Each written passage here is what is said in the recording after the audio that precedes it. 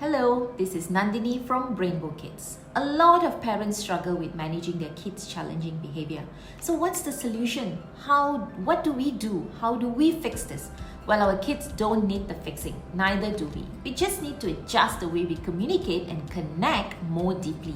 Then and only then you will see a complete shift in your child's behavior. Many say I was hit as a child and I turned out fine. Well, these are my thoughts. Definition of revenge is to inflict punishment in return, whether it's injury or insult. So is punishment and revenge the same? Punishment doesn't serve the purpose that we intended to, trying to teach our kids on what to do and what not to do. I'm not perfect either. I've had my fair share of yelling, screaming. I even had the urge to hit, truthfully. Through my emotional intelligence learning, NLP research and experience, this is what neuroscience says what works and what doesn't. I've had my aha moments and I feel I'm able to connect the missing pieces, and that's what I'm sharing with you today. What kind of punishments are we talking about here? Taking away things, losing privileges, timeouts alone, verbal accusation, and not forgetting physical injury. Few of my students in my class actually shared with me how the journey back home from school in car is a torture. Their parents will only nag and nag, she did this, and not connect. She said grown-ups get their kids to do whatever they want the same way they train dogs. The treats are just different. It hit me hard, as we all parents are so guilty to only focus on what we want our kids to do. Example, you can either eat the food right now or go to bed. That's not a choice at all. Either do what I say or you lose. Either way, you do what I want you to do. At the root of punishment is that underlying glaring message of you hurt me and I hurt you. Every undesirable behavior is a cry for unmet need. Almost every single time, that unmet need is connection. On the days when my daughter cries or refuses food, I can almost look in the mirror and realize that I haven't stopped and sat down and looked in her face while she talks to me. I haven't put my arm around her and sniffed her hair while she tells me about her school day. And all day I've been saying like just a minute or only half listening while I'm checking on Facebook or returning emails or washing dishes and not looking at her. I've changed. I lie down beside her while waking her up in the morning. I sit beside her while she watches her favorite TV show and she barely watches it for 10 minutes and she doesn't negotiate for longer screen time. I kiss her goodbye and do not sneak out of the house worried she will cry. We explore fruits and vegetables together and we decide what to eat. She decides what we play and we play according to her rules. We switch off the lights at night and narrate imaginative stories. So let's go to today's topic, 7 reasons why punishment don't work. Punishment can further escalate unwanted behavior. We will get into the power struggle. Children will feel like they've been put into a corner and given no choice. The second one, punishment doesn't necessarily teach what to do instead.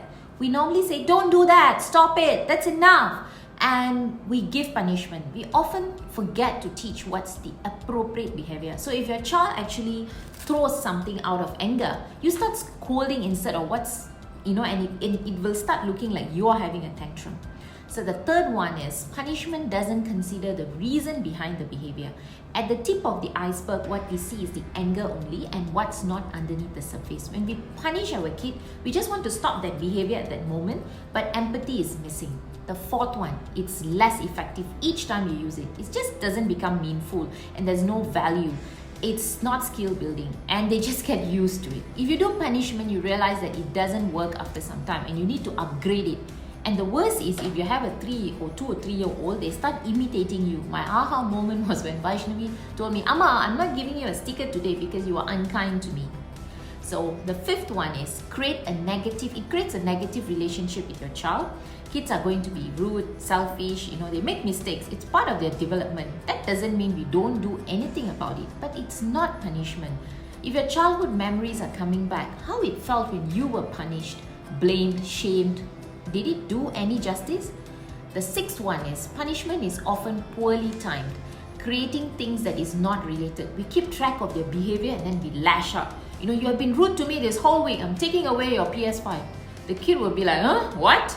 It's like back to power struggle. Maybe it makes us feel better as a parent. And the seventh one, impacts your child's self-esteem. In any interaction, if there's a message we're giving. We can be saying this behavior is bad, but what your child is hearing is, I'm naughty, I'm worthless, I'm not important, I'm a burden, I'm always trouble, no one cares about me. This is what I learned from listening to my students' experiences. There is another punishment that I wanted to talk about that always kicked in my anxiety when I was small. I was punished for the behavior that people wanted to see. Does this make sense? Like, when you finally decide to eat, they say like, oh, you finally decided to eat. You could have eaten this. Or when a child is finally able to do something, like, why can't you do that all the time? But actually, the child would have tried a million times, and you should be celebrating the success. Oh, last time you never used to talk, but now you talk so well. Basically, any sentence that has the word finally. So it looks like we're punishing both success and failure. So celebrate small wins. Notice the small differences, encourage. Do not complain how they are never enough. And please don't bring up the old stuff, the previous stuff on how they used to be. So what do we do instead? Be mindful of the impact of punishment that we discussed. Looking at shaping our kids' behavior in a positive way. We forget that discipline means to teach. When I was in school, my discipline teacher, Miss Amina, used to carry this really long rotan, and children used to run looking at her. And that is my idea of discipline. So I learned today that discipline and structure means to show and teach children life lessons, how to treat others, stranger danger, mucking around, playing around, having adventure. We want to teach children appropriate and inappropriate ways to behave. And this will be covered in another chapter. So you need to be aware of your stress, your triggers and emotions, and manage your frustrations. Then you will actually be in a better position to teach your kids how to act and release their emotion. If they feel angry, what to do about it. So it comes from us. If we want to raise emotionally intelligent kids, then we need to become emotionally intelligent parents. So I need your help, and that is why I'm sharing all this information. So let me know what you think. So does punishment work? Did you get punished as a kid? Share this video on your story and post, and tag us stating what you learned from this today. I know my parents are watching this video, so I just want to say that it's got nothing to do with you, Amma. I just want all of us to learn from here and become better parents. Here is what you can do. Share this video with anyone you think can benefit from this. Like and follow us on Facebook and Instagram so that you get notification whenever we upload new videos and tips. The future is emotionally intelligent. We support your child with emotionally intelligent tools via creative art here at Rainbow Kids. We have a studio. We do awesome distance learning, as well as we are releasing our subscription-based Rainbow Box to learn at your own convenience. See you in our next video. Till then, thank you.